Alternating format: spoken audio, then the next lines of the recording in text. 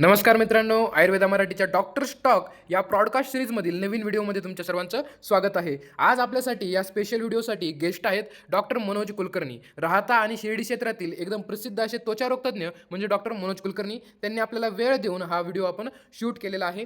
हा व्हिडिओ चालू करण्यापूर्वी, गप्पा चालू करण्यापूर्वी किंवा काही मजेदार किस्से ऐकण्यापूर्वी आपण त्यांचं थोडंसं इंट्रोडक्शन करून घेऊया की कोण आहे डॉक्टर मनोज कुलकर्णी सर.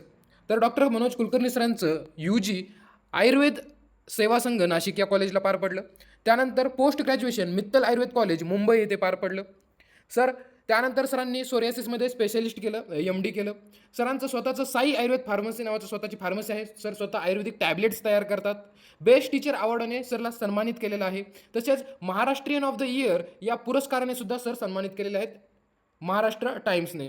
त्यानंतर बहुतेक असं जे युरोपमधून येणारे पेशंट आहेत त्यांचं हे मुख्य जो अट्रॅक्शन आहे ते सरांचं क्लिनिक असतं, त्यांच्या ट्रीटमेंट असतात, स्किन डिसीज असतं, त्यानंतर पंचकर्म असतं. राहत्याला सरांची प्रॅक्टिस आहे, तुम्ही त्यांना भेट देऊ शकता काही प्रॉब्लेम असेल तर. शेवटी आपण व्हिडिओच्या नंतर सरांचा कॉन्टॅक्ट नंबरही देऊया किंवा तुम्ही गुगलला सर्च करून सरांविषयी माहिती घेऊ शकता. चला तर मग आपण आता गप्पा चालू करूया सरांसोबत. खूपच दिलखुलास असं व्यक्तिमत्व आज आपल्यासोबत आहे. चला तर मग चालू करूया सरांसोबत गप्पा.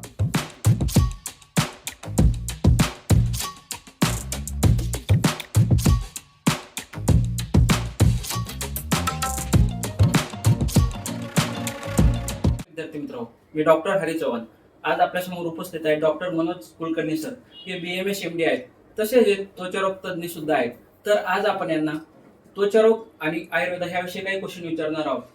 तर सर, आमचा पहिला क्वेश्चन असा आहे की तुमच्या ओपीडीमध्ये आतापर्यंत जे पेशंट आले तुम्ही त्यांना कसं ट्रीट केले, म्हणजे कोणती चिकित्सा देऊन त्यांना बरं केले? विद्यार्थी मित्रांना प्रथम डॉक्टर मनोज कुलकर्णी यांचे मनापासून आभार की तुम्ही सगळेजण आमचा युट्यूबचा माझे विद्यार्थी, दोन्ही जवळचे विद्यार्थी आकाश आणि आमचे हरी.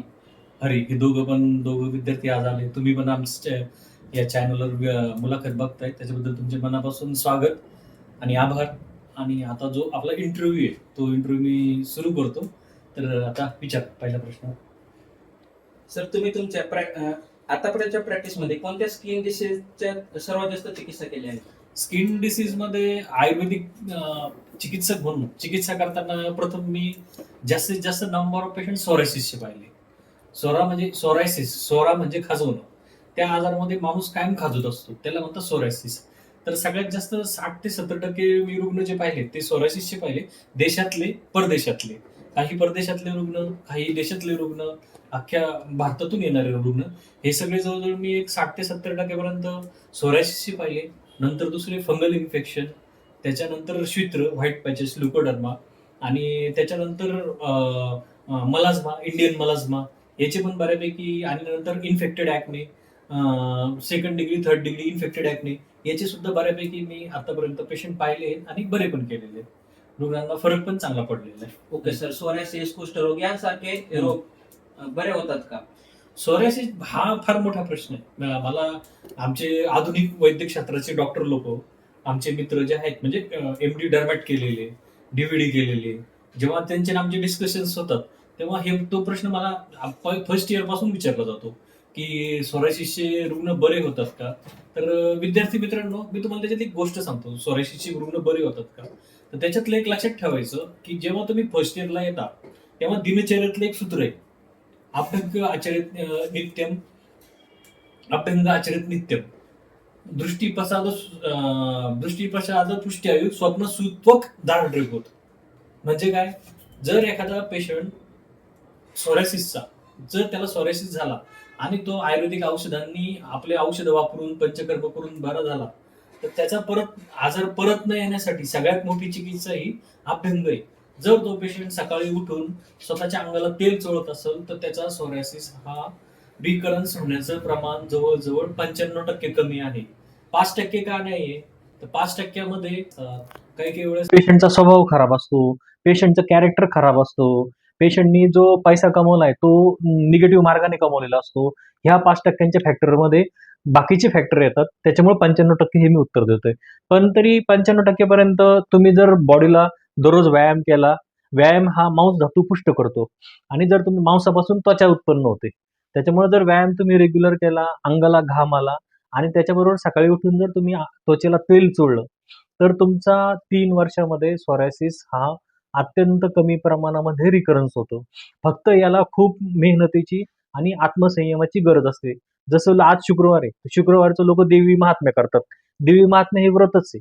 असंच जर व्रत तुम्ही अभ्यंगाचं घेतलं, दररोज जर अभ्यंग करायला लागले, व्यायाम करायला लागले, तर मला नाही वाटत सोरायसिसचे पेशंटचा रिकरन्स खूप होईल किंवा होणार पण नाही. आणि त्याच्या जोडीला स्वतःवर कंट्रोल पाहिजे. ह्या जर गोष्टी झाडल्या तर मला 100% वाटतं की इतकं पण ते काही अवघड प्रकरण नाहीये. वायू कंट्रोलमध्ये आला, वायूच तंत्र यंत्र धरा. वायू जो असतो तोच पूर्ण शरीराचा तंत्रयंत्र. अभ्यंगाला आपण त्वचेला तेल चोळतो म्हणजे काय करतो? कुठेतरी आपण ती वाताची चिकित्सा करतोय.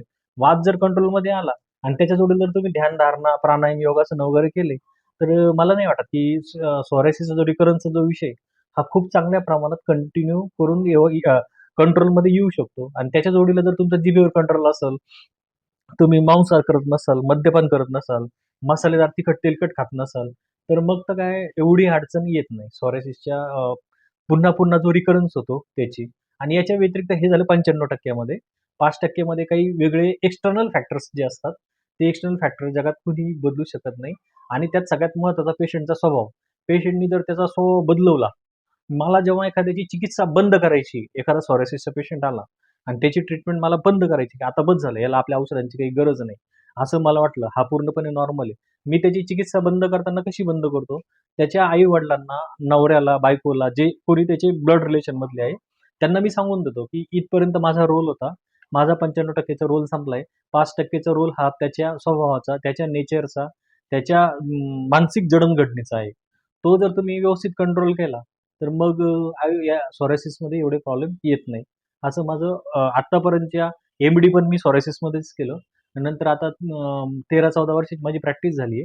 त्या एवढ्या सगळ्या अनुभवातून मी हे अनुभवाने सांगतो. आणि त्याच्या जोडीला सूर्यनमस्कार जरी केले, तरी खूप चांगला फरक पडतो. या पद्धतीने सोरायसिसवर किंवा कुठल्याही त्वचा रोगांना कंट्रोल करता येतं. ओके. हं. सर, त्वचा निरोगी राखण्यासाठी किंवा प्रफुल्लित ठेवण्यासाठी कोणता आहार आणि कोणते व्यायाम केले पाहिजे? अ, आहारामध्ये बघायला गेलं तर मसालेदार खाण्याचं प्रमाण खूप वाढलंय. चायनीज खाणं, नंतर काळा मसाला, लाल मसाला, ग्रेव्ही असलेलं अन्न खाणं, हे सगळ्यांचंच वाढलंय. प्रत्येकाच्या घरात आहे. माझ्या घरात पण तेच आहे. असं काही हे नाही करता येत, डिनाय नाही करता येत. याला पर्याय एकच आहे, की तुम्ही दूध आणि तुपाचे पदार्थ, दूध आणि तूप यासारखे जे पदार्थ आहेत, त्यांचं सेवन तुम्ही कायम नित्य ठेवलं पाहिजे. ताक आहे, तूप आहे, दूध आहे, हे जे पदार्थ आहेत यांचं तुम्ही जेवढं सेवन करताल, जसं जमल तसं, तेवढी तुमची त्वचा गौर राहते आणि तेवढे तुमच्या त्वचेवरचे काळे डाग वगैरे कमी होतात. चहासारखे पदार्थ आहेत, ते सुद्धा जर शक्य झालं तर कमीत कमी प्रमाणात घेणं, हे सुद्धा तुम्ही करू शकतात. हे झालं आहारामध्ये. विहारामध्ये सकाळी उठून व्यायाम करणं, जिमला जाणं, त्वचेला घाम येणं, सूर्यनमस्कार करणं, या सगळ्या क्रियांनी जेवढा तुमच्या त्वचेला घाम येईल. आता काय होत चाललंय दिवसेंदिवस सगळेजण एसीत बसायला लागलेले. एसीमुळे त्वचेचं एक्सक्रिशन जे पाहिजे, सगळ्यात जास्त एक्सक्रिशन कुठं होत असेल तर त्वचेतून होतं घामाच्या वाटे. एसीमुळे काय झालंय, की सगळ्यांचं स्वेटिंग ग्रामीण भाग असो नाही तर शहरी भाग असो, स्वेटिंगच कमी होत चाललंय. स्वेटिंग कमी होत चाललंय. त्याच्यामुळं सगळ्यांकडं कुष्ठाचं पूर्वरूप काय आहे? अस्वेद, अतिस्वेद. अस्वेद, अतिस्वेद हे जे कुष्ठाचं पूर्वरूप आहे, हे त्या अँगलने काम करतं त्वचेच्या ह्याच्यात. त्याच्यामुळे तुम्ही पण लक्षात ठेवा, की अजून म्हणजे तुम्ही पण लक्षात ठेवा, की जेवढा त्वचेला घाम येईल, तेवढे तुम्ही नॉर्मल राहताल आणि तेवढे तुमची त्वचा प्रफुल्लित, टवटवीत होईल. हे कायम लक्षात ठेवा. जेवढे आपण ॲक्टर वगैरे बघतो, त्या ॲक्टरमध्ये कॉमन गोष्ट काय असते, त्यांचं खाणं फळभाज्या, फळं जे असतात ते जास्त असतात आणि दुसरी गोष्ट त्यांची जी त्वचेसाठी ती रेग्युलर वर्कआउट करतात. तुम्ही बघा वाटलंच तुम्ही 1 महिना रेग्युलर वर्कआउट करा, जिमला जा, सूर्यनमस्कार करा, काही पण करा. तुमच्या त्वचेत 1 ते 1.5 महिन्यात लगेच फरक पडतो. का पडतो? कारण की आपला सगळ्यांचा समान वायू जो आहे, समान समान अग्नी समीपिस्ता, कोष्ठे चरती सर्वदा. अन्नम गृह्णाती पचती विवेचती मुंचती. समान वायूने काय होणार आहे? आपली ग्रहणी चांगली होणार आहे. ग्रहणी चांगली झाली, की अन्नाचं पचन व्यवस्थित होणार आहे. अन्नाचं पचन व्यवस्थित झालं, की त्वचेवर त्याचा तजेलदारपणा येणार आहे. त्याच्यामुळं आणि समान वायू चांगलं करण्यासाठी काय आपल्याकडे सूर्यनमस्कार आहे. सूर्यनमस्कार जर तुम्ही रेग्युलर करत गेले, तरी तुमचं ॲब्डोमेन दाबलं जातं. नंतर काय आहे, आ अंगाला जेवढा घाम येतो, तेवढं समान वायूचं अग्निसंदूषण तेवढं वाढतं आणि अग्निसंदूषण एकदा वाढलं, की त्वचा एकदम नॉर्मल होते. हा त्याच्यातला आयुर्वेदिक कन्सेप्ट मी सांगितला आहे. ओके. जर हं. सर एखादा स्किन डिसीजचा पेशंट तुमच्याकडे आला, तर तुम्ही त्याला कशी ट्रीटमेंट देतात? त्वचारोगाचं समजा एखादा एक पर्सन आहे, समजा नवीन सोरायसिसचा पेशंट आला, एक पेशंट आला, तो आपल्याकडे आला. आपण पहिली गोष्ट काय करायची, त्याचे डाग बघायचे. दर्शन स्पर्शन प्रश्न आहे. ही आपली फर्स्ट इयरच्या विद्यार्थ्यांना माहितीच आहे. दर्शन म्हणजे काय, त्याचे डाग बघायचे. डागामध्ये जर तुम्हाला असं दिसलं की व्हाईट सोरायसिस आहे, म्हणजे पहिल्यांदा तो डिफरन्शियल डायग्नोस करून घ्यायचा, हा सोरायसिस आहे किंवा नाहीये. जर तुमच्या लक्षात आलं हा सोरायसिस आहे, तर त्याच्यात एक डागांवरून तुमच्या लक्षात येतं हा आजार अॅक्यूट आहे की क्रॉनिक आहे. जर आजार क्रॉनिक असेल तर तुम्हाला त्याचं काउन्सिलिंग वेगळ्या पद्धतीने करावं लागतं, आणि आजार जर अॅक्यूट असेल त्याचं काउन्सिलिंग तुम्हाला वेगळ्या पद्धतीने करावं लागतं. मोस्ट ऑफ काय होतं, आयुर्वेद चिकित्सा घ्यायला येणाऱ्यांचं प्रमाण आता तरी सोशल मीडियामुळे खूप पिक्चर बदललेलं आहे, पण 20% लोक डायरेक्ट आयुर्वेदिक औषध घ्यायला येतात. 80% लोक आधुनिक उपचार घेऊन आपल्याकडे येतात. त्याच्यामुळं आपल्याला जेव्हा तो पेशंट येतो तेव्हा त्याची डाग बघायची. जर तुम्हाला वाटलं की हा न्यूली डायग्नोज पेशंट आहे, व्हर्जिन पेशंट म्हणतात त्याला, की ज्याला आपण डायग्नोज करतो, व्हर्जिन पेशंट आहे, याला आपणच लगेच ट्रीटमेंट देऊन टाकू, तर तुम्ही तो पेशंट आला ना, मी सांगतो 15 ते 20 दिवसात तो पेशंट पूर्ण बरा होतो, विथआउट सोरायसिस कितीही हे असो. प्रॉब्लेम कधी होतो आपल्या चिकित्सेचा, जेव्हा तो पेशंट खूप डर्मेटॉलॉजिस्ट फिरून येतो, खूप ठिकाणी तो बोगस डॉक्टरांकडे जाऊन येतो. ते डॉक्टर त्याला मेथाकॉट, कॅनाकॉट, सायक्लोस्पोरिन, मेथोट्रॅक्सेट यासारख्या औषधांचा वापर करतात.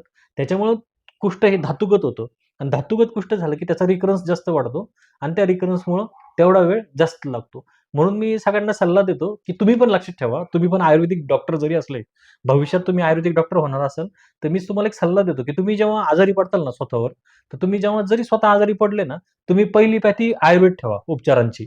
तुमचा कुठलाही आजार असो, दमा असो, सोरायसिस असो, व्हाईट पॅचेस असो, ऍसिड पेप्टिक डिसीज असो, तुम्ही जर फर्स्ट प्रेफरन्स आयुर्वेद ठेवला ना, तर तुम्हाला काहीच गरज नाही ॲलोपॅथी एक सुद्धा औषध घेण्याची. मी इतके वर्ष इथं काम करतोय, मी फार कमीत कमी ॲलोपॅथी औषध आतापर्यंत घेतलेले. फार गरज असल्याशिवाय मी कधीच नाही घेतलेले. आयुर्वेद मी जर त्याची प्रॅक्टिस करतो, तर मी ते औषधं मी स्वतःच खाल्ले पाहिजे, ह्या मताचा मी आहे. त्याच्यामुळे तुम्ही पण लक्षात ठेवा. जर तुम्ही स्वतःहून घेत गेले, तुम्हाला त्या औषधाचं लॉजिक पण कळतं, आणि त्याची शरीरावरची ॲक्शन पण कळते, आणि तुमच्या शास्त्रावरचा विश्वास दुपटीने वाढतो. त्याच्यामुळं सोरायसिसमध्ये पेशंट आला समजा एखादा, तर पेशंट आला की मी पहिल्यांदा दर्शन करतो. नंतर त्याला प्रश्न विचारतो, किती डॉक्टर फिरला, कुठे गेला, काय झालं, कशामुळं हे झालं, हे ते. मग त्याला सगळं विचारून घेतो, आणि नंतर 2 प्रकारची चिकित्सा करतो, पित्त रक्त आणि वात कफ. वात कफ म्हणजे काळ्या-काळ्या कलरचे डाग डाग आहे, इसब आहे, हे झाले वात कफ. आणि पित्त रक्त म्हणजे काय, रेडिश कलरचे उमराचं फळ कसं उदुंबर कुष्ठ, रेडिश कलरचे म्हणजे पित्त रक्त. मग चिकित्सा मी त्या पद्धतीने करतो, आणि ह्या 2 पद्धतीने डायग्नोज करून मग बाकीची हिस्ट्री असते. घरात कोणाला आजार होता का? वडिलांना घरात कोणाला सर्दीचा त्रास आहे का? दम्याचा त्रास आहे का? दुसऱ्या आजाराची काही रिएक्शन झाली का? काही अजून काही कॉस्मेटिकमुळे झालंय का? त्याचे ट्रिगरिंग फॅक्टर काय आहे? परत हा सायकोसोमॅटिक डिसऑर्डर्स आहे, मनोशारीरिक आजार आहे. मग याची मानसिक जडणघडण कशी आहे? मग तो सध्या ट्रेसमध्ये आहे का? कोविडमध्ये खूप जण ट्रेसमध्ये गेले होते. फायनान्शियल ट्रेस आला का? कोविडमध्ये याची सुरुवात झाली का? ह्या सगळ्या गोष्टींचा मी हिस्ट्री घेताना विचार करतो, आणि त्याच्यानंतर त्या पद्धतीने मी चिकित्सेची रूपरेषा ठरवतो. ओके. सर, आपल्याला स्किन डिसीज झालेला असला तर आपण त्याला बाहेरून औषधं लावतो, म्हणजे लेप लावतो किंवा मलम हां, लावतो. हां, हां. तर त्या डिसीजवरती ते कसं काम करतं?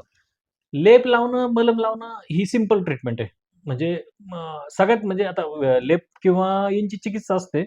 पण एक सांगू का? जर तुम्हाला समजा असं वाटतंय, की सिंपल गोष्ट सांगतो. तुम्हाला जर वाटलं ना, मला काळा डाग पडतोय. मला समजा माझ्या त्वचेला एक काहीतरी खाज येते आणि तिथं काळा डाग पडतोय, ओके. आणि तुम्हाला जर वाटलं, की तिथं इचिंग होतंय, तर तुम्ही काय करा, मी एक सिंपल सांगतो. मुलतानी मातीचा साबण लावा.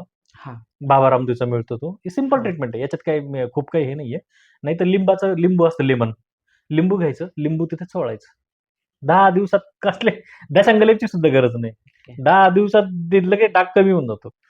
होतं काय, तू मी डॉक्टर आहे. म्हणून आपल्याला कन्सेप्ट करतात. तेच जर एखादी मुलगी असेल, तिचे आई-वडील असतील, ते लगेच घाबरून जातात. ते काय करतात, लगेच ह्याच्याकडे जा, त्याच्याकडे जा, हे कर, ते कर. त्याच्यात इतकं सँडविच होऊन जातं पेशंटचं. त्याच्यामुळे मी अनुभवातून सांगतो. तुम्हाला जर काही त्रास झाला तर लेप वगैरे प्रलेप हे ते. लेप आणि ते चिकित्सा कराच. जर आजार मोठा असेल तर. छोटा आजार असेल तर ह्या सिंपल गोष्टी असतात ते नाही करा. आणि जर याने नाही फरक पडला तर तिथे जळू लावा. जलोपचारण करा. जळून आता दुपारीच आमच्याकडे एक पेशंट आता सॉरीसिसच होता. त्याचं आता आम्ही दुपारीच जळू लावलं त्याला. त्यांनी पण कुठंच स्टिरॉइड काहीच लावलं नाही. तो सर मला माहिती आहे आजाराला जास्त ट्रीटमेंट नसते. तुम्ही जळू लावून टाका. आम्ही लगेच जळू लावून टाकली त्याला, आणि त्याला काही प्रॉब्लेम पण येणार नाही. त्या पद्धतीने तुम्ही लक्षात ठेवा आणि लेप लावायचे तर मग जर तुम्हाला ॲज अ हे फॉर्म्युलेशन लागत असेल, तर आमचे गुरुवर्य जमदग्नी सरांनी किंवा केरळ साइडला हा योग वापरला जातो. आवळ्याचं चूर्ण असतं ना, आवळ्याचं चूर्ण, ते ताकातून लावायचं. म्हणजे जिथं-जिथं आहे ना ते फंगल इन्फेक्शन किंवा कुठले जरी आजार आहेत ना, त्याच्यात केरळ साइडला ही चिकित्सा केली जाते, की त्याच्यात आपले जे औषध आहेत सगळे, ते ताकातलं जे लॅक्टिक ॲसिड असतं, त्याच्यामुळं ते फंगसचे जंतू असतात, ते सगळ्यात जास्त मरतात. मग तुम्हाला जर चिकित्सा द्यायची असेल समजा एखाद्या पेशंटला, तर ताक ताक किंवा आंबट दही. जे वाघबटातले जे हे सांगितलेत योग, ते योगांमध्ये एक कॉमन आहे. त्याच्यामध्ये दही वापरलंय त्यांनी किंवा ताक वापरलंय आणि ते ताक आणि दह्यातले लेप आहेत समजा, टाकळ्याचा लेप आहे, बहाव्याच्या पानांचा लेप आहे, तुळशीच्या सोरसाचा लेप आहे. यासारखे लेप करून तुम्ही लगेच कंट्रोल आयुर्वेदिक पद्धतीने कंट्रोलमध्ये आणू शकतात. ओके. सर पुढचा एक क्वेश्चन आहे, की स्किन डिसीजचे पेशंट ट्रीट करताना कोणत्या गोष्टीची काळजी घेतली पाहिजे? स्किन डिसीजचे पेशंट ट्रीट करताना किंवा स्किन डिसीज बघताना किंवा त्याचं चिकित्सा करताना पहिल्यांदी त्याचं वय किती ह्या गोष्टीला पण खूप महत्त्व आहे. कारण की तरुण मुलगा आहे, 22-23 वर्षाचा मुलगा आहे. तर आपल्याला त्याचं गांभीर्य येतं, की उद्या आपण जर याची ट्रीटमेंट व्यवस्थित नाही केली, तर हा आयुष्यातून उठू शकतो. बेसिकली किंवा मुलगी आहे समजा 24-25 वर्षाची मुलगी आहे, कुठले पण डाग असो. तर त्याच्यात मग पहिले पॉइंट ऑफ व्ह्यू तो ठेवायचा, की ह्या आजाराचा त्याच्या आयुष्यावर काय परिणाम होणार आहे. म्हणजे त्याचं आयुष्य तुमच्या ट्रीटमेंटने किती तुम्ही बदलू शकतात, या गोष्टीला खूप महत्त्व आहे. त्याच्यामुळे तुम्ही पण ते लक्षात ठेवायचं, की त्या आजाराचा त्याच्या आयुष्यावर किती परिणाम होणार आहे. पहिली गोष्ट ती. नंतर अजून तो म्हातारा आहे का? तरुण आहे का? कारण स्किनचं व्हेरिएशन होतं ना. म्हाताऱ्या लोकांना व्रिंकल्स असतात. मग तिथं काम करताना आपल्याला खूप मर्यादा येतात, की औषधं देताना, हे करताना, पंचकर्म करता येत नाही. यासारख्या गोष्टींची खूप अडचण येते. त्याच्यामुळं वयाचा फॅक्टर हा महत्त्वाचा हे करतो. नंतर समजा नवरा-बायको दोघं आले ट्रीटमेंट घ्यायला आणि लेडीजला जर सोरायसिस असेल, तर कधी-कधी असं पण होतं. माझ्या दवाखान्यात अशा केसेस पण घडल्या, की बायकोला सोरायसिस असतं आणि बायको डोळ्यांनी आपल्याला खुणवते. "डॉक्टर तुम्ही यांना काहीच सांगू नका." कारण की त्यांनी लग्नाच्या आधी ह्या गोष्टी लपवलेल्या असतात. हा पण त्यातला एक प्रकार असतो. मग त्या पद्धतीने आपण पण विचार करतो, नको कशाला उगा आपण आपल्या एका शब्दाने गोंधळ नको व्हायला, असा विचार आपण करतो. त्यामुळे आपण पण थोडंसं ह्या गोष्टींनी बोलताना वगैरे ह्या गोष्टींचा विचार करावा आणि लहान मुलांची जर सोरायसिस असेल, जर असतील, तर त्याला जास्तीत जास्त लेप, मलम, किटिप कुष्ठरमलर आहे, नंतर नीमतेल, करंज तेल आहे, अर्का हरिद्रा तेल आहे, विंचोरे ऑइल आहे, कुटचपत्र ऑइल आहे, नंतर आवळ्याचं चूर्ण आहे. यासारख्या भरपूर कन्सेप्ट आहेत. त्या वापरून पण तुम्ही हे करू शकता. लहान मुलांचे बरे करू शकतात. फक्त लेप चिकित्सेने वगैरे. ओके. हं, हं. सर कुष्ठरोग, सोरायसिस यासारख्या पेशंटच्या मानसिकतेमध्ये हं. मानसिकतेमध्ये हं, कसा हं. चेंज होतो? पेशंटच्या मानसिकतेत चेंज कसा असतो, एक तर पेशंट तुमच्याकडे जेव्हा येतो ना, तेव्हा तो डिप्रेस झालेला असतो. तुमच्याकडं आणि सोरायसिस कसं असतं, की कुष्ठाचे 2 प्रकार आहेत. बाह्य आणि आभ्यंतर. आभ्यंतर कुष्ठ म्हणजे काय? ते डिप्रेशन आहे. हे आपलं हे नाही. बाह्य कुष्ठ, आभ्यंतर कुष्ठ जे आपल्या ग्रंथात सांगितलंय ते तसं नाहीये. शारीरिक कुष्ठ आणि मानसिक कुष्ठ असे 2 प्रकार आहे.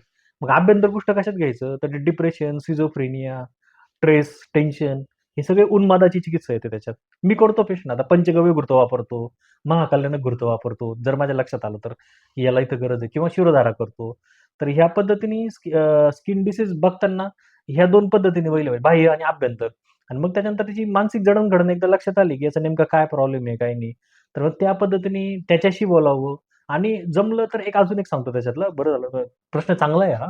जर तुम्हाला वाटलं ना, तुम्ही पहिल्यांदाच भेटीत पेशंटला कल्पना त्याच्या बायकोला, पेशंटच्या आई-वडिलांना जे त्यांचे ब्लड रिलेशन मधले एक कल्पना देऊन ठेवायची, की जर गरज पडली तर मी याचं काउन्सिलिंग करायला लावेल.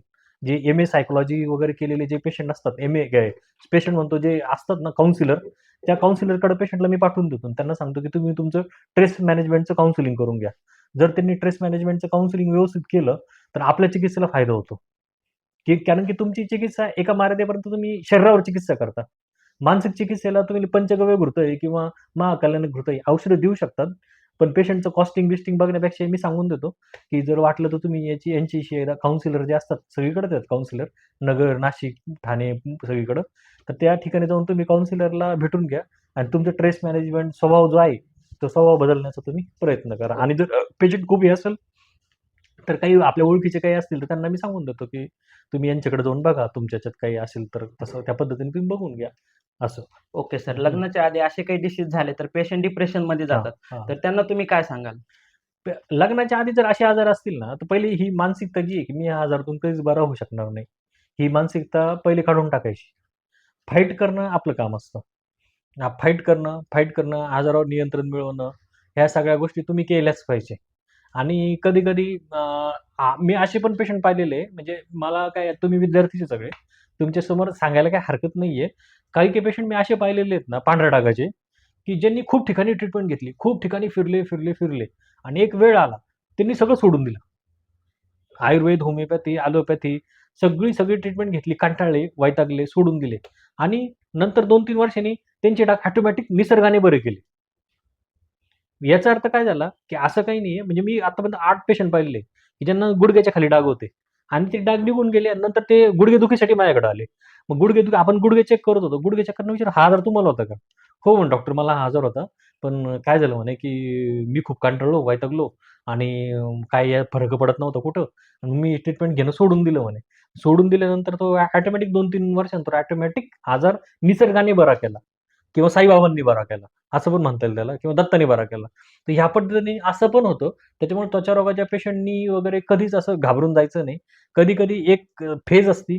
त्या पीकमध्ये तो आजार एकदम क्लायमॅक्सला असतो आणि नंतर त्या आजाराचा डाउनफॉल सुरू होतो आणि त्या आजाराचा एकदा डाउनफॉल सुरू झाला, की तुम्ही ऑटोमॅटिक त्याच्यातून रिकव्हर व्हायला लागतात. त्याच्यामुळे त्याचा विचार न करता ट्रीटमेंट घेणं हे एक असतं आणि दुसरं त्याला एक फॅक्टर सांगतो, देश देश काल परत्वे. मी असे काही-काही पेशंट पाहिलेले, की माझ्याकडे आता युरोपियन पेशंट येत होते. त्यांच्याशी मी असं जसं आज तुमच्याशी गप्पा मारतोय, तर त्यांच्याशी मी गप्पा मारत होतो. विशेष करून व्हाईट पॅचेसच्या बाबतीत. भारतामध्ये स्किन डिसीजचं सोशल प्रॉब्लेम खूप आहेत. एशियन कंट्रीमध्ये, भारत किंवा एशियन कंट्री, पाकिस्तान इकडचे जे आहेत सगळे, आपल्याकडं खूपच त्याला हे असं म्हणजे नाही का, धार्मिक अधिष्ठानामुळं किंवा जे आपल्या ग्रंथात वर्णन आहे, गुरुचरित्र, साईचरित्र, की याचं कुष्ठ बरं केलं, याचं असं केलं, त्याच्यामुळं. पण युरोपियन कंट्रीजमध्ये एवढं त्याला धार्मिक अधिष्ठान नाहीये. जर तुम्हाला असं डिप्रेशन येत असेल, की माझं कसं होणार? काय होणार? भारतासारखा देश आहे. तर मी आत्तापर्यंत 6 ते 7 जणांना देश सोडण्याचा सल्ला दिलाय. आपले जे अनुप देश, जंगल देश, साधारण देश सांगितले ना, काय आता काय फॉरेनमध्ये जाणं मला वाटत नाही, की कोणाला काही अवघड आहे. माझ्याकडे एक हॉटेल मॅनेजमेंटचा मुलगा होता. 8 वर्षापूर्वी तो माझ्याकडे ट्रीटमेंटला यायचा. त्याच्या पायाला शिवित्र झालं होतं आणि तो एकदम गरीब फॅमिलीतला मुलगा होता. तर तो यायचा. मी ट्रीटमेंट दिली. एक डाग अवघड होता. मी कल्पना दिली होती. 4 डाग गेले, 1 डाग राहिला. मग तो हॉटेल मॅनेजमेंटचा मुलगा होता. मग तो म्हणे, "सर मी काय करू पुढे लग्नाला?" असं तसं. मी तेव्हा त्या मुलाला सल्ला दिला, की म्हटलं, "तू असं कर, की तू जमलं तर तू हॉटेल मॅनेजमेंट झालं, की तू परदेशात नोकरी शोध." तर मी त्याला काय सांगितलं, तर माझ्याकडे हे युरोपियन लोकं येत होते ना, तेव्हा त्यांच्याशी बोलताना मला ती गोष्ट लक्षात आली. सामाजिकदृष्ट्या त्वचारोग भारतात अस्पृश्य आहे. पण युरोपमध्ये गेले की एवढं त्याचं हे नाहीये. जेवढं पॉझिटिव्हनेस जो आहे ना, पर्सनल घेणं, ते युरोपमध्ये नाहीये, युरोपियन कंट्रीमध्ये. आणि नंतर काय नाही, मग नंतर त्याचा एक डाग तसाच राहिला. नंतर तो हॉटेल मॅनेजमेंट घेऊन मी एकदा असंच बसलो होतो. त्याचं मला न्यू जर्सीतून WhatsAppवर हे आलं त्याचं, की "सर तुम्ही सांगितलं होतं त्या पद्धतीने मी माझं करियर केलं. मी हॉटेल मॅनेजमेंट" आणि तिने मला त्या हॉटेलचे फोटो टाकले अमेरिकेतले, तिकडच्या कुठल्या. मग त्याच्यामुळे याच्यात काय असं होत नाही ना, की तुम्हाला आज तो आजार आहे म्हणून तुम्ही लगेच काहीतरी चुकीचे निर्णय घ्या. एक वेळ असते आणि हे ऑप्शन आहेत. एक तर माझ्याकडे कलेक्टरची मुलगी होती. तिचं पण मी तसंच केलं. तिचा हा आजार पण खूप पसरला होता व्हाईट पॅचेसचा. मी त्यांना म्हटलं, "तुम्हाला एक सल्ला देतो. तिला आहे ना तुम्ही परदेशात सेटल करा. तिथं काहीच प्रॉब्लेम." ती लंडनमध्ये आहे. झालं ना, आयुष्य थांबलं का? नाही थांबलं. ती तिची सेटल होऊन गेली. ती तिची पुढं भवितव्य तिचं मिळून गेलं. आणि मग आजार आहे का नाही मला माहीत नाही. पण तिचं निगेटिव्ह बातमी मी कधीच ऐकली नाही. आलं का लक्षात? आणि युरोपमध्ये हे नाहीये. आपल्याकडे जसं हे करतात ना, आपल्याकडे जशी सर्दी पकडली जाते, तसं युरोपमध्ये स्किन डिसीज पकडले जातात. हा फरक आहे 2 गोष्टीतला. म्हणजे तिकडे एखादा स्किन डिसीज झाला, तर आपल्याकडे सर्दी झाली कशी गोळ्या घेतात. तर "हां, ठीक आहे, इट्स ओके. याला सर्दी आहे." असं तसं घेत जा. म्हणजे जेव्हा माझ्याकडे युरोपियन येत होते, स्वीडिश पीपल येत होते, तर त्यांनी मला जे तिकडचं स्ट्रक्चर सांगितलं, त्याच्यावरून मी ते शिकलो. त्या पद्धतीने तुम्ही तुमचं आयुष्य जगू शकता. बी-एम-एस करून सुद्धा तुम्ही आता युरोपमध्ये वगैरे जाणं इतकं अवघड नाहीये, असं माझं मत आहे. त्याच्यामुळे तुम्ही पण लक्षात ठेवा, जेव्हा तुमच्याकडे एखादा पेशंट येईल, हे सल्ले पण द्यायचे. फक्त चिकित्सा एवढाच ओके. सल्ला नसतो. बाकीच्या ओके. गोष्टी सुद्धा तुमचे हे सल्ले सुद्धा त्याला आयुष्यात कुठेच्या कुठे घेऊन जातात. ओके. असं ॲज अ डॉक्टर हे तुमचं कर्तव्य पण असतं. आणि जरी तुम्ही फक्त चिकित्सा नसते निष्फला. त्याच्यामुळे तुम्ही फक्त फक्त पैसेच कमवणे हा त्याचा उद्देश नसतो. ह्या पद्धतीने पण तुम्ही एखाद्याला ऑप्शन देऊ शकता. ओके. एशियन पीपल जे असतात ना, ते ऑप्शन द्यायला फार पटाईत असतात. कारण की आपण स्ट्रगलिंग करून पुढे जातो. त्याच्यामुळं आपण जेव्हा स्ट्रगलिंग करून जातो ना, तर त्याच्यामुळं आपल्याला ऑप्शन देता आले पाहिजे लोकांना. आणि एशियन पीपलला ऑप्शन दिले, की ते फार खुश होतात. तुम्ही कशी एखादी ऑफर देता, हे करता, ते करता. तुम्ही ऑप्शनच देता ना. ओके. त्याच्यामुळे एशियन पीपलचं लक्षात ठेवायचं, की त्यांना तुम्ही 5-6 ऑप्शन दिले पाहिजे. मग ते खुश होऊन जातात. मग त्यांना एक मार्ग मिळून जातो त्याच्यातून. असं ओके असतं सर, हे त्याचं. पांढरे डाग संपूर्ण शरीरभर पसरतात का मग? हां, होतात. ल्युकोडर्मा होतो त्याचं. म्हणजे श्वित्र पांढरे डाग पसरतात, पण पेशंट घेतात. खूपच जर ट्रेस फॅक्टर असेल आणि खूपच त्या गोष्टीचा विचार केला, तर पांढरे डाग हे पूर्ण शरीरभर पसरतात. त्याच्यामुळं ह्या पेशंटचं काउन्सिलिंग करणं, सायकॉलॉजिकली त्यांची समजून घेणं आणि ते सायकॉलॉजिकली आपण हे करणं, वागणूक बदलवणं हे आपल्या हातात असतं. ते ओके. ते प्रयत्न केले पाहिजेत. सर, स्किन डिसीज आणि फंगल इन्फेक्शन काही हं. पेशंट ह्यांना इग्नोर करतात, तर हां. त्यांना तुम्ही काय सांगाल? फंगल इन्फेक्शन हा जास्त निग्लेक्टेड पार्ट आहे. फंगल इन्फेक्शन बद्दल कोणी काही जास्त बोलत नाही. फंगल इन्फेक्शनमध्ये कपडे ओले न घालणं, नंतर अजून दुसरी गोष्ट म्हणजे जर तुम्हाला वाटलं की आपल्याला फंगल इन्फेक्शन होतंय, तर तो भाग जास्तीत जास्त कोरडा ठेवणं आणि नंतर आता मागे सांगितल्याप्रमाणे ताक, दही याचा लेप करणं, आरगवत पत्राचा लेप पण त्याच्यात करतात. लाल कलरचे जे फंगल इन्फेक्शन आहे ना त्याच्यात आणि काळ्या कलरचे जर फंगल इन्फेक्शन असेल, तर त्याच्यात जास्तीत जास्त मुलतानी माती आणि लिंबूचा रस हे 2 बेसिक औषध आहे. हे लावणे आणि त्याच्यानंतर जर वाटलं समजा तर मग भरपूर चिकित्सा असते. रसमाणिक्य आहे, नंतर अजून गंधक रसायन आहे, आरोग्यवर्धिनी आहे, बाकूची घनवटी, बाकूची तेल आहे. इनिशियल फेजमध्ये हे सगळे काम करतात. खूपच फंगल इन्फेक्शन असेल, खूपच सोशल प्रॉब्लेम येत असतील, तर मग मी तिथे पेशंटला पंचकर्म करायला सांगतो, की पंचकर्म वगैरे करून घ्या आणि रक्तमोक्षण वगैरे अशासारख्या विधी करून मग मी त्यांना सांगतो तसं ट्रीटमेंट पॉइंट ऑफ व्ह्यू करायला असं. ओके हां. सर. सध्या आपण पाहतो की ॲक्टर लोकं हं. प्लास्टिक सर्जरी करतात. तर हं, ते हं. कितपत योग्य आहे आणि यावर तुमचं मत काय आहे? प्लास्टिक सर्जरी करणं वगैरे ह्या थोड्याशा गोष्टी काळाच्या ह्याच्यात आता आपण श्रीदेवीचं उदाहरण पाहिलं. तर श्रीदेवी समजा कशामुळे गेली, तर तिने खूपच ते यंग दिसण्यासाठी प्लास्टिक सर्जरी खूप केल्या होत्या. नंतर मायकल जॅक्सन आहे. मायकल जॅक्सनचं पण काय झालं, खूप प्लास्टिक सर्जरी केल्या आणि हे होतं. तर ॲक्चुअली हे जे प्रकार आहेत, त्वचेची इकडची त्वचा उचलायची आणि तिकडं लावायची आणि फक्त चेहरा चांगला दिसण्यासाठी प्रयत्न करणं ही गोष्ट चुकीची आहे. ह्या प्लास्टिक सर्जरी करण्यापेक्षाही आहे तसं स्वीकारणं आणि जास्तीत जास्त हेल्दी राहून त्वचा किती हे राहील काय म्हणतात त्याला हे ग्लोरी ग्लोरी राहील त्वचेची याच्यासाठी पण प्रयत्न करणं जास्त असतं. काही प्रमाणात कॉस्मेटिक्स चालतात, पण खूप नाही करू कॉस्मेटिक. खूप जर कॉस्मेटिक केले तर त्याचा मायकल जॅक्सन होतो किंवा मग त्याचं ओके. हां. त्याच्यामुळे जर मायकल जॅक्सन नसेल करायचं तर अति नका करू. थोडंसं व्यंग असेल, तुम्हाला खूप प्रॉब्लेम येत असतील तर करायला हरकत नाही. खूप प्रमाणात नाही करू. ओके. हं. सर, आजकाल आपण बघतोय की सौंदर्य प्रसाधनासाठी महिला अनेक प्रकारचे कॉस्मेटिक प्रॉडक्ट वापरतात हां, हां. आणि त्यांचे साइड इफेक्ट त्यांना दिसतात. म्हणजे कसे काळे डाग पडतात. हां, तर हां. ते काळे डाग परमनंटसाठी नाहीसे होतात का? होतात, होतात. त्याच्यामध्ये एक योग सांगतो तुम्हाला. दुशी विषारी गुलिका आहे. जर तुमच्याकडं तुम्ही पण लक्षात ठेवा, जर तुमच्याकडे कोणी ते हे आले ना, समजा काय काय लग्नासाठी मेकअप-बिकअप करून गेले, ब्लिचिंग-बिचिंग केलं आणि नंतर पिंपल्स वगैरे येतात, काळे डाग पडतात. असं येतात लेडीज वगैरे, तर त्याच्यामध्ये एक सिंपलचा योग सांगतो. दुशी विषारी गुलिका आहे वाघबटातली, आगततंत्रातली. तर ते तर ती ती गुलिका जर वापरली, तर त्यांना 8 दिवसात चांगला फरक पडतो. बाकीचे तुमचे मंजिष्ठा, सारिवा, रुबिक्लिन, साफी यासारखे जे औषध आहेत, ते औषधं वापरून तुम्ही कव्हर करू शकता. पण त्याच्यातलं मेन जे औषध आहे, ते दुशी विषारी गुलिका आहे. ते वापरून तुम्ही ह्यासारख्या आजारांमध्ये चांगलं रिझल्ट देऊ शकता. Okay sir. आता आपल्या तरुणांमध्ये साऱ्यांना पिंपल्स होतात. तर ते हां, हां. पिंपल्स बरे करण्यासाठी तुम्ही त्यांना काय सांगाल? पिंपल्स बरे करण्यासाठी एक सगळ्यात मोठं सांगतो, की सगळे आता कुमार वयात येत आहे. कुमार वयात येत आहे म्हणजे काय सगळे किशोर अवस्थेत आहे, की आता किशोर म्हणता येईल का? 14 ते 22 पर्यंत किशोर म्हणता येतं. तर किशोर किशोर नाव असलेलं औषध कुठलं आहे? तर ते कैशोर गुळगुळ आहे. किशोर ओके, आणि कैशोर. ओके. तर किशोर आणि कैशोर मग तुम्ही काय करू शकता जर योग सांगतो, कैशोर गुळगुळ हा किशोरांना दिला जातो. म्हणून त्याला कैशोर गुळगुळ म्हणतात. समजलं का? म्हणजे ज्यांचे अनमॅरिड आहेत किंवा जे 14 ते 23 पर्यंत वगैरे जे आहेत त्यांना तुम्ही कैशोर गुळगुळ चांगला वापरू शकतात. हे झालं पहिलं आणि दुसरी गोष्ट जिभेवर कंट्रोल पाहिजे. खाण्यापिण्यावरचे बंधनं पाहिजेत. जर तुमचं मसालेदार खूप खाणं होत असेल, तर रात्रीचं जेवण तुम्ही कमी करा. दुपारी जेवलं तरी चालेल. एक टाईम हे करा. आणि रात्री जमलं तर आमचे गुरुवर्य जे समीर जमदानी सर होते. तर सरांनी असं सांगितलं होतं, की दूध आणि तुपाचा जर जास्त मारा केला, तर चेहऱ्याला ग्लो जास्त येतो आणि मी पण माझ्या पेशंटच्या अनुभवातून पाहिलं, की बुवा दूध आणि तूप मग मी काय करतो, जर माझं पण जर मसालेदार खाणं होतं माझं पण बाहेर ट्रॅव्हलिंगमध्ये वगैरे, तर मी रात्री ताक घेतो नाही तर मग दूध आणि तूप असं काहीतरी मिल्की प्रोडक्ट्स घेतले पाहिजे. त्यांनी पण त्वचेचा ग्लो चांगला राहतो. आणि दुसरी गोष्ट म्हणजे जास्तीत जास्त प्रमाणात व्यायाम करणे. या पद्धतीने मेंटेन होतो. त्वचा ही चांगली मेंटेन होते. ओके. सर काही वेळेस आपल्या स्किनला काही जळ आली किंवा चटका लागला, हं, तर हं. तिथं डाग पडतो आणि तो डाग निघत नाही. हां, हां, तर हां. मग तो डाग काढण्यासाठी तुम्ही काय कराल? डाग काढण्यासाठी डाग जर कमी असेल ना, तो निघून जातो. पण डाग जर जास्त असेल ना, तर प्रॉब्लेम येतो. बर्न्स जे असतात ते वगैरे. त्यात विरेचन वगैरे देतात.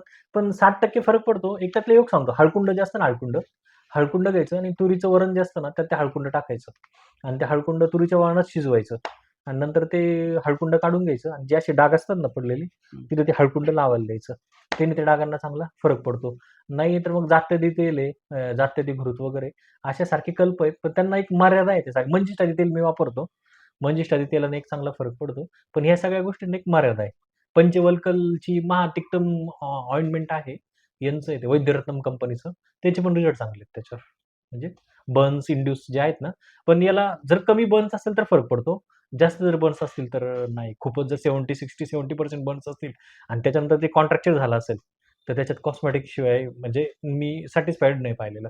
60 खूप 5-10% बर्न्स असेल, त्याच्यात त्याने फरक पडतो या चिकित्सेने. ओके. सर तुम्ही आताच हं. बोललात, की तुमच्याकडे फॉरेनर पण येतात तुमच्या हं, हं. ओपीडीला. हां, हां. तर ते कोणत्या डिसीजची ट्रीटमेंट घेण्यासाठी तुमच्याकडे येतात? फॉरेनर येतात ते सोरायसिस मेन असतो.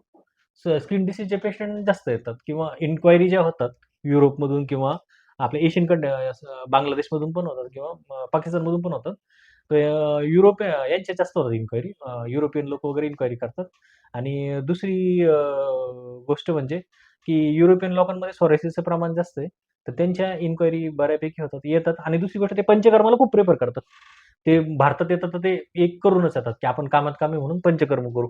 मग पंचकर्मामध्ये मग ते हे करतात. मी त्यांचं असं करतो, शक्यतो विरेचन करतो. विरेचनाने काय होतं, की सिंपल प्रोसिजर आहे. 5 दिवस तूप प्यायचं असतं आणि 2 दिवस मसाज टीम असते आणि नंतर 2 जुलाबाच्या गोळ्या होतात. आणि तुम्ही जगात कुठला पण तुम्ही पण लक्षात ठेवा, तुम्ही जगात एखाद्याचं पोट साफ केलं आणि त्याला आनंद होतो. सिंपल ट्रीटमेंट आहे. जगामध्ये म्हणजे तुम्ही कोणी पण बघा. काय डॉक्टरांकडे गेलो. मी सुरुवातीला तशीच प्रॅक्टिस करायचो. सुरुवातीला मी नवीन-नवीन होतो. मला पेशंट जमा करायचे होते. तेव्हा मी काय करायचो, सगळ्यांनाच सहानुभूती द्यायचो. मग 8 दिवसांनी काय म्हणायचे, "डॉक्टर, डॉक्टर नाही, तुमच्या औषधाने पोटले बरे समजा." मग कमीत कमी त्याला ₹400-500 घातले समाधान तरी होतं मग. की डॉक्टरकडे जाऊन आपलं पोट तरी साफ झालं माझं. म्हणजे असं सुरुवातीचा काळ होता माझा. तेव्हा मी या पद्धतीने लाईन ऑफ ट्रीटमेंट ठेवायचो. त्याच्यामुळं जरी युरोपियन आले तर त्यांना जगात तुम्ही पण लक्षात ठेवा, जेव्हा-जेव्हा दोषांचं अनुलोमन होतं ना, सगळ्यांनाच आनंद होतो. अनुलोमन आहे ना दोषांचं. मग त्यामुळे तुम्ही पण लक्षात ठेवा. तुम्ही जेवढं अनुलोमन करताल ना, तेवढी तुमची प्रगती जास्त होते. त्याच्यामुळे हे सिंपल कन्सेप्ट आहे. तर त्याच्यात लक्षात ठेवा. प्रतिलोम झालं का सगळं बिघडतं ना. समजा एखादी गोष्ट आहे, मी बोलतोय, तुम्ही ऐकता, ही अनुलोम गती आहे. तुम्ही बडबड करताय, मी एकटाच बोलतोय, ही प्रतिलोम गती आहे ना. प्रतिलोम गती झाली की मग सगळ्यांची भांडणं सुरू होतात. युद्ध कधी होतात? प्रतिलोम गती झाली की युद्ध होतात. बरोबर. अनुलोम गतीने कधीच युद्ध होत नाही. त्याच्यामुळे आपण जर एखाद्याची प्रतिलोम झालेली गती अनुलोम केली, तर आनंदच होतो ना त्याला. ओके. मग ते अनुलोमन आहे. हे सगळं अनुलोमन आहे. त्यामुळे विरेचन मी त्यासाठीच करतो किंवा पेशंट 5-6 दिवस आले, "हो, we are very satisfied, we are interested, this is very amazing technique." असे असे असे आम्हाला काही कमेंट्स ऐकायला मिळतात असं. "Can we do next year?" असे काही प्रश्न ते ओके. विचारतात. हां. सर आता शेवटचा क्वेशन असा आहे, की हं. पेशंट बद्दलचे तुमचे किस्से ऐकायला आवडतील आम्हाला. पेशंटबद्दल असं काही स्पेसिफिक मी नाही सांगू शकत. पेशंटबद्दलचे किस्से वगैरे असं काय. सर हां, म्हणजे असं हां, हां, एखादा किस्सा हां. तरी तुमच्या ओपीडीमध्ये घडला असेल, की बाबा म्हणजे तुम्ही जे सांगितलंय ते पेशंट ऐकत नाही, दुसरंच काहीतरी करतं. आता असे किस्से म्हणजे आता भरपूर किस्से आता काय असं एखादा काय सांगा सर आमच्या ऑडियन्सला पण एखादा सांगा. पेशंट बद्दलचे किस्से म्हणजे आता काय असं स्पेसिफिक नाही सांगू शकत. एक सुरुवातीचा काळ होता. हां. एक सोरायसिसचा पेशंट आला होता माझ्याकडं. ओके. तो म्हातारा होता एकदम बाबा. तो बाबा आला. मी आपला एकदम कोवळा-बिवळा एकदम सुरुवातीचा डॉक्टर डॉक्टर कुलकर्णी एकदम नवीन-नवीन पोरगा-बिरगा, लग्न पण न झालेला. 2-3 महिने आले. त्यात त्याला सोरायसिस होता आणि माझी त्वचा रोगावर प्रॅक्टिस होती. तो बाबा आला. आला माझ्याकडे एकदम तिने बेरक्या नजरेने पाहिलं. हा कोण कोवळा पोरगा येऊन बसला खुर्चीवर. हं. मग तो बसला. बसल्यानंतर आता आपल्याला काय पेशंट महत्वाचं. मग माझं सुरू झालं, "बाबा आपण असं करू, आपण तसं करू, तमकं-तुमकं." 10-15 मिनिटं मी आपली एकतर्फी बडबड करत गेलो. तिने ऐकलं. मला उठून म्हणतो, "पोरा म्हणे जेवढ्या-जेवढ्यांनी सांगितलं ना म्हणे, हा आजार मी बरा करतो, ते सगळे कैलासवासी झाले म्हणे." आणि हा आजार इथंच आहे, मी पण इथंच आहे म्हणे.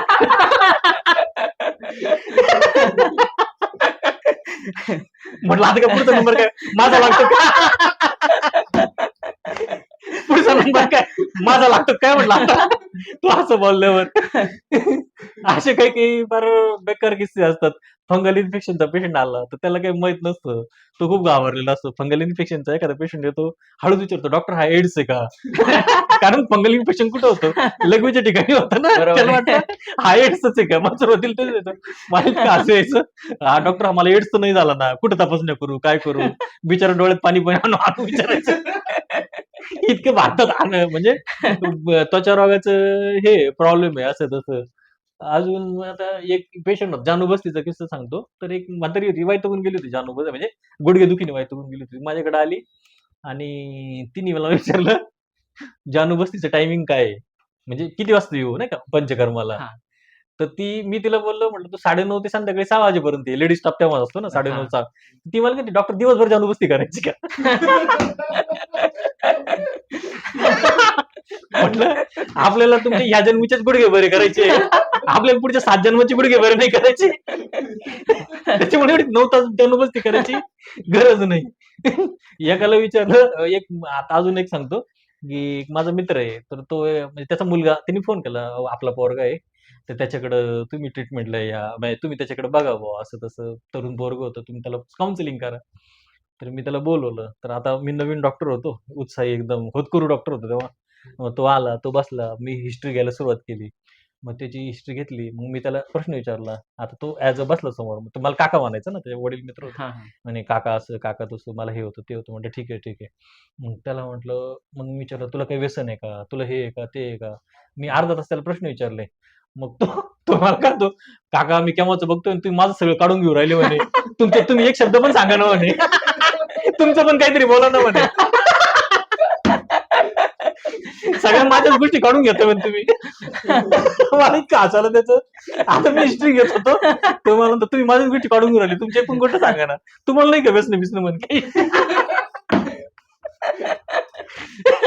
अशा काही ओपीडीतल्या काही गमती-जमती असतात. एकाला विचारलं, म्हटलं, "तुम्ही चहा घेता का?" तो मला म्हणतो, "डॉक्टर इथं कुठे चहा घ्यायची वेळ आहे का?"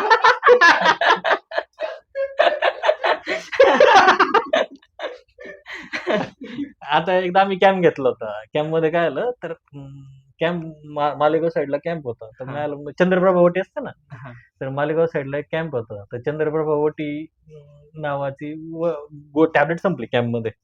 त्या गावात एक चंद्रभागा नावाची बाई होती. ओके. तर त्या गावात ती खेड्यातल्या बाया ना, त्या चंद्रभागा नावाची बाई होती. तर तिला होतं की रेनल फेल्युअर त्या चंद्रभागाला. हां. मग तिला रेनल फेल्युअर होतं आणि तिला यांनी सांगितलं, "बाबा तू मरणार आहे." असं नाही का ॲलोपॅथी डॉक्टरांनी हां. वगैरे. तर नेमकी ती सकाळी 9:30ला कॅम्पमध्ये येऊन गेली, की रेनल फेल्युअरचे वगैरे रिपोर्ट मला दाखवले. मी ट्रीटमेंट वगैरे दिली आणि 12 वाजता चंद्रप्रभा वटी संपली. आणि ते बाकीचे पेशंट यायला लागले. ते गावातला कॅम्प होता. तर हां. एकाने काय केलं, म्हणे, "सर चंद्रप्रभा वटी संपली, चंद्रप्रभा वटी संपली." तर हां. त्यांच्या गावातल्या एकाने काय केलं, चंद्रभागा संपली.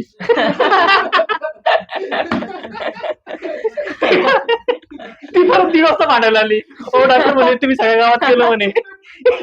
चंद्रभागा संपली, चंद्रभागाचं."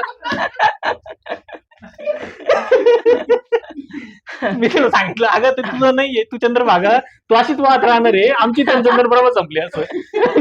ओके. असे काही काही भरपूर गोष्टी असतात. मला कधी आठवलं तर मी सांगतो. पण आता काय, जसं आता मुलं भेटली म्हणून त्या विषयातून असे काही काही काही किस्से तुमच्या उपडीत पण घडतील. हं? ओके. हं. हां, हां. हां. एकदा एक पेशंट होता. आम्ही कॅप्सूल आपण काय करतो, समानकाळी औषध देतो समजा.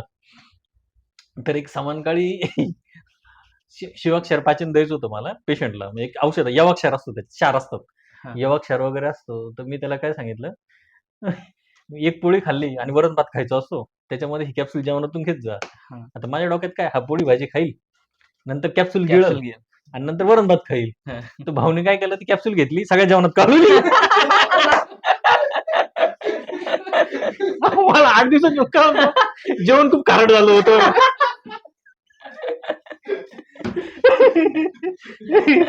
असे असे असे खूप खूप काही काही काही काही गोष्टी असतात. म्हणजे ते काय एकदम आता विषय निघाला मी तुम्हाला अजून एक वेगळा किस्सा सांगतो. तो विद्यार्थ्यांना फार आवडतो. म्हणजे भारी किस्सा आहे. हां, सांगा तर सर. आमचे एक सर होते. मी त्यांचं नाव नाही सांगत. तर ते सर खूप चिडायचे वर्गात येऊन. संतापी होते. नॅचरली ते पित्त प्रकृतीचे होते. खूप संतापायचे. हां. खूप संतापायचे. तर वर्गात मी आणि माझा रूम पार्टनर वर्गात बसलो होतो. तर रूम पार्टनर नुसती चुळबुळ करत होता असं बसल्या-बसल्या. आणि तेव्हा वर्गात बस्तीचा विषय चालू होता. बस्ती शिकवत होते. बस्ती सर शिकवत होते. बस्ती-बिस्ती आणि आम्ही दोघं बसलो. तर मी असं गपचूप लिहित होतो आणि हा चुळबुळ करत होता. इकडं-तिकडं, इकडं-तिकडं, इकडं-तिकडं हां. आणि सर बस्ती कोणाला देऊ नये हे सर शिकवत होते. तर बस्ती आणणारं कोण आहे बस्तीला असं सर शिकवत होते. मग सर बोलता-बोलता बोलले, "बस्ती कोणाला देऊ नये? संतापी संतापी माणसाला, याला त्याला" जे नावं घेतले. घाबरणाऱ्या माणसाला, अमकं-तमकं हां. आणि नेमका हा चुळबुळ करत होता. सरांनी काय केलं, "उठ रे, उठ पटकन. केव्हाचं बघतोय तुला मी. केव्हाचं बघतोय म्हणे तू नुसती चुळबुळ करतो. शिकवण्याकडे काही लक्ष नाही, काही नाही, काही नाही. सांग म्हणे बस्ती कोणाला देऊ नये." एकदम चिडून बोलले. हां. "सांग म्हणे बस्ती कोणाला देऊ नये." तो म्हणे, "सर संतापी झालेल्या माणसाला."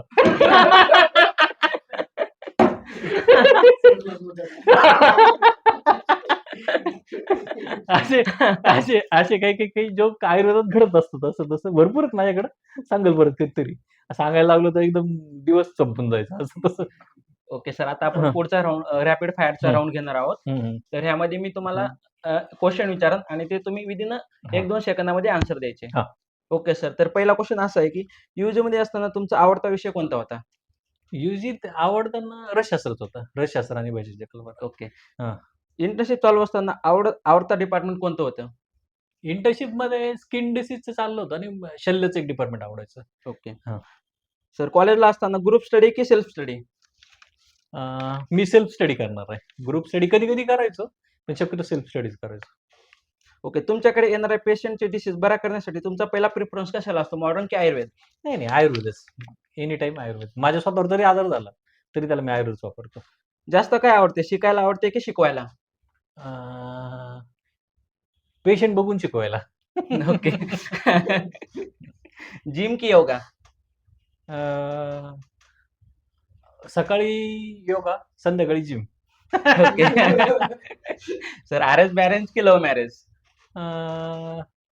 आता याचं पर्सनल व्हेरी उत्तर आहे लव कम मॅरेज किंवा it's depends on mutual respect किंवा म्हणजे एकमेकांबद्दल तुमचं आयुष्याच्या ड्रीम्स काय त्या खूप मॅटर करतात पंचविंशती तत्वनार्या पुमांतू षोडशे तुमच्या दोघांमध्ये जर म्युच्युअल रिस्पेक्ट असेल तर खूप गोष्टी इझी होऊन जातात आणि त्या तुम्हाला आणि तुमचे ड्रीम्स सेम पाहिजे नवऱ्याला करायचं ॲलोपॅथिक करिअर बायकोला करायचं आयुर्वेदात करिअर नवरा इंजिनियर बायकोला प्रॅक्टिस करायची याच्यामुळं सगळं एक तर तुम्हाला करिअर सोडावं लागतं नाही तर मग तुम्हाला फॅमिली सोडावं लागते असे ट्रॅजेडी मी अनुभवले आहेत त्यामुळे मी सगळ्यांना सल्ला देईल की तुम्ही पण स्टुडंटच आहे मी सगळ्यांना मागच्या बॅचला पण शिकवलं होतं म्हणजे ह्या गोष्ट पण तुमचे ड्रीम्स नवरा बायकोचे दोघांचे कॉमन पाहिजे जर तुमचे ड्रीम्स कॉमन असतील तर तुम्ही एकमेकांना खूप चांगले समजून घेता पण जर तुमचे ड्रीम्स व्हेरी होत असतील ना तर मग तुमचे खूप प्रॉब्लेम येतात म्हणजे ड्रीम्स जर तुमचे चेंज होत असतील ना मग खूप एकमेकांची सायकोलॉजी ॲडजस्ट नाही करता येत असं होतं म्हणून मी सल्ला असंच देईल बाबा मला विचारतात लोक मी भरपूर जणांना हाच सल्ला देतो तुम्ही तुमची ड्रीम्स जर तुमचं जेव्हा तुमचं ठरतं लव ठरतं किंवा अरेंज ठरतं हां लव ठरतं किंवा अरेंज ठरतं तर तेव्हा मी त्याच्यात पहिला असा सल्ला देईल की तुम्ही तुमचे जे लाईफ पार्टनर असेल त्याच्याशी तुम्ही तुमच्या ड्रीम्सबद्दल बोला कारण जेंट्सचा प्रॉब्लेम काय होतो जेंट्स हा तुम्ही म्हणजे हे नका करू म्हणजे मला काय चुकीचं नका समजू ओके. पण तुम्ही लाख नाही म्हणा जेंट्स हा एटीएम मशीन असतो हां.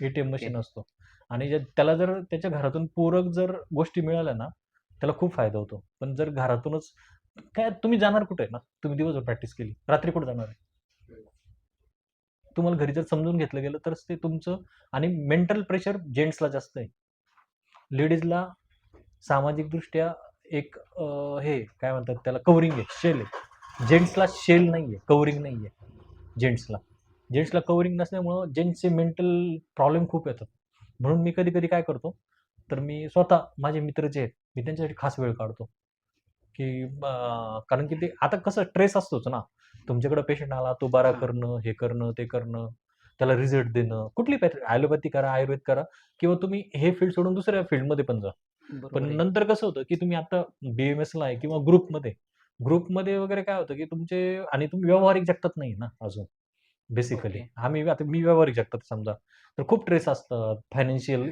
इश्यू असतात, हां. सायकॉलॉजिकल इश्यू असतात. अजून आई-वडील, बायको, सासरचे, माहेरचे ह्या गोष्टी पण खूप नंतर मॅटर करतात. त्याच्यामुळं मी सल्ला म्हणून तुम्ही पण लक्षात ठेवा, की जरी तुम्ही आज एकत्र असाल आणि काही 4 वर्षांनी तुम्ही परत वेगळे होऊन जातात. जरी वेगळे झाले, तरी सगळ्यांनीच एक लक्षात ठेवायचं. तुमचे जे ग्रुप असेल किंवा तुमच्या बरोबरचे जे मुलं असतील ना, त्यांच्याशी कॉन्टॅक्ट ठेवा. बरोबर आहे. कारण की नंतर खूप एकटा पडतो माणूस. एका ओके. विशिष्ट वयानंतर वगैरे माणूस खूप एकटा होऊन जातो. हे प्रत्येकाच्या आयुष्यात घडतं. हां. मी जेवढे मुली पण पाहिले आहेत, ते सगळ्यांना सगळ्यांना फिलिंग येतं ते लोनलीनेसचं आणि त्या लोनलीनेसच्या फिलिंगमध्ये खूप आधाराची वगैरे गरज पडते. नाहीतर मग खूप सायकॉलॉजिकल वगैरे प्रॉब्लेम मेंटली हो. डिस्टर्ब होतात. त्याच्यामुळे मी अजून सुद्धा आवर्जून सांगतो. मला सगळेजण बोलतात, "तुझे एवढे कॉन्टॅक्ट कसं काय सगळीकडं?" आता काल परवा पण स्वामी समर्थांना गेलो सोलापूरला. तिथे पण मला एक जण बोलला. तर मी तसं करतो बुवा. मी एक लक्षात ठेवतो, की जिथं जातो तिथं मित्र जोडणं, त्यांच्या भावभावना कॉन्टॅक्टमध्ये हां, राहणं. भावभावना वगैरे हे ते समजून घेणं. आपल्याकडून होईल तशी यथाशक्ती वेळ, काळ, काय जी असेल ती मदत करणं. ह्या पद्धतीने मी माझं धोरण ठेवतो. त्याच्यामुळे आज पण मला खूप जण बोलतात, तुला खूप लोकं ओळखतात, हां. कॉन्टॅक्ट आहे. पण मी तसं काही त्याच्यात काही बिझनेस पॉइंट ऑफ व्ह्यू अजून नाही केलेलं काही. मित्र मी जोडत जातो. तुम्ही पण लक्षात ठेवा, की सगळ्याच गोष्टी काय पैशांनी नाही होत. 60-70% होतात. 30-35% गोष्टी या वेगळ्या पण असतात. आणि एका मर्यादेनंतर सगळ्यांकडे पैसा येतो. एक मर्यादा आली ना आयुष्याची, तर सगळ्यांकडे पैसा येतो. पैशानंतर मग तुम्हाला आधार देणारे वगैरे आता काल परवा मी गेलो तर रात्री मला 2-3 जण भेटले. मी त्यांच्याशी निवांत गप्पा मारल्या. कधी-कधी माझ्या फील्डचे पण नसतात. दुसऱ्या फील्डचे असतात. मग ते पण येतात रात्री असं झालं, तसं झालं. मी पण त्यांच्याशी पण त्याच याने वागतो. त्यामुळे तुम्हाला पण लक्षात ठेवा ॲज अ डॉक्टर जरी तुम्ही असले ना, तर तुम्हाला त्या लेव्हलला त्यांच्याशी जाऊन बोलावंच लागतं. नाहीतर उद्या काही न करता वाईट होण्यापेक्षाही तुम्ही आजच सावरून घेतलेलं कधी चांगलं आहे ना. त्यामुळे मी ठेवतो असं आणि नंतर काय होतं, नुसतं एखाद्याला जीवनदान देणं आणि एखाद्याला समजून सांगणं या गोष्टीने सुद्धा खूप आयुष्यावर फरक पडतो. सर तुम्ही ते हां. BMS आणि BMS मुली MBBS मुलासोबत लग्न करता तेव्हा रिस्पेक्टचा कसा डिफरन्स येतो सांगा? हो, हे रेकॉर्डिंग चालू आहे का? चालतं का? कसं होतं, की आयुर्वेदिक डॉक्टरांना थोडंसं समाजात म्हणजे अनुभवाने सांगतो, की एवढा रिस्पेक्ट ॲलोपॅथी डॉक्टरांकडून नाही मिळत. मग कसं होतं नंतर ते डिप्रेशन यायला लागतं आणि विशेष करून लेडीजच्या आयुष्यात काय होतं पोस्टपार्टम डिप्रेशन असतं ना, PPD जे असतं. सेरेना विल्यम्स जी होती ना टेनिस प्लेयर, हां. PPD म्हणजे पोस्टपार्टम डिप्रेशन. डिप्रेशन. मग त्याच्यात काय होत असतं, की डिलिव्हरी वगैरे झाली ना, तर तिचं ते धातुक्षय होतं. धातुक्षय झालं की तिला असं वाटतं, मी आयुष्यात काहीच नाही करू शकत. मग त्याला म्हणतात पोस्टपार्टम डिप्रेशन. त्यात प्रत्येक लेडीजला जावं लागतं. ओके. आणि त्याचं जर फायनान्शियल इंडिपेंडन्सी जी आहे ना, ती फार आजकाल डेंजर झाली सगळीकडं. फायनान्शियली मुली पण एवढ्या डिपेंड नाही राहिल्या, मुलं पण डिपेंड नाही राहिली आणि त्याच्यामुळं आजकाल काय होतं, की अ, जर तुम्ही फायनान्शियली दुसऱ्यावर डिपेंड झाले, तर मग तुमचं थोडंसं समाजामध्ये समजा 4 मुली एकत्र आल्या BMS नंतर. 4 मुली एकत्र आल्यानंतर त्यात ते काय दोघींच्या काय तिघी प्रॅक्टिस करत असतील, एक प्रॅक्टिस नसेल करत. नॅचरली विषय काय राहणार? तिघींचा विषय काय असणार आहे? तिघींचा विषय हाच असणार आहे. स्लॅग चालू, असं झालं, तसं झालं, असं पेशंटने असं केलं, लॅब इन्व्हेस्टिगेशन अशी केली. काय जीपी करा, आयुर्वेद करा. चौथीचा विषय काय असणार आहे? माझ्या मुलाचं असं झालं, माझ्या आईचं तसं झालं. तो नाही का काय म्हणतात आता कुठं गॉगलवाला पिक्चर कुठला आहे? गॉगलवाला पिक्चर कुठला आला बडी लेडीज वाली लेडीज छोटी मी. नाही रे मराठी पिक्चर तो नाही का? बायांचा हां, बायांचा कुठला पिक्चर होता तो? हां, ते काय हां, बाई पण भारी बाय देवा. पण त्याच्यात भारी. तेच हां. दाखवलं ना, बाई पण भारी देवामध्ये, की बुवा हे असे विषय बदलतात. त्यामुळे मी सल्ला असा देईल, की थोडं स्ट्रगलिंग होईल. पण म्युच्युअल रिस्पेक्ट हा नात्यातला मेन आत्मा असतो. तो आत्मा जर राहिला, तर तो म्हणजे पुढे जाऊन पण संसार हा व्यवस्थित होतो. म्हणजे खडकावर सुद्धा संसार करता येतो. पण दोघांबद्दल आदर असतो आणि आदर काय हे असं नाही ना, मी लिहून दिलं मला तुझ्याबद्दल आदर आहे, तुला आदर आला. असं होत ते नाही ना. मनातून पाहिजे ना हां, सर. ही काही त्या फिजिकल फीलिंग्स गोष्ट मनातून नाही ना, ही पाहिजे. काही बॅटरी थोडी दिली आणि घेतली. तर ह्या गोष्टी थोड्याशा दिल्या गेल्या तर जेंट्सला जास्त उभारी येते आणि लेडीजला पण उभारी येते. असं आहे हां. दोघांना पण. जर आदर दिला गेला तर. त्यामुळे ह्या गोष्टी फक्त तुम्ही पण एक काय सल्ला म्हणून लक्षात ठेवा सर म्हणून आज ॲज असं. सर तुम्ही आमच्या हं. साऱ्याच क्वेश्चनांची उत्तरे हं. दिलखुलासपणे दिल्याबद्दल आणि तुमचा मौल्यवान वेळ आम्हाला दिल्याबद्दल तुमचे आभार मानतो. हां, हां. आणि विद्यार्थी मित्र तुम्ही पण तुम्हाला जर हा व्हिडिओ आवडला असेल तर आमच्या चॅनलला लाईक करा, सबस्क्राईब करा आणि कमेंट करा. नमस्कार. थँक्यू.